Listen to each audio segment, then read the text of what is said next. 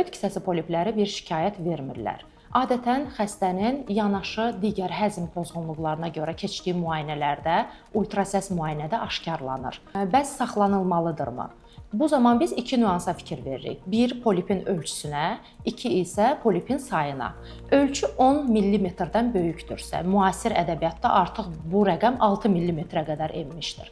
6 mm-dən böyükdürsə, o zaman çıxarılmaqda fayda var. 6 mm-dən kiçikdirsə, o zaman 6 ayda bir ultrasəs müayinədən keçirsiniz, ölçünün böyüməsini təqib edirsiniz. İkinci nüans isə poliplərin sayıdır. Poliplərin sayı 1-2 ədəd və kiçik ölçülüdürsə, o zaman təqibdə qalırsınız. 4 saydan yüksəkdirsə, o zaman çıxarılmaqda fayda var.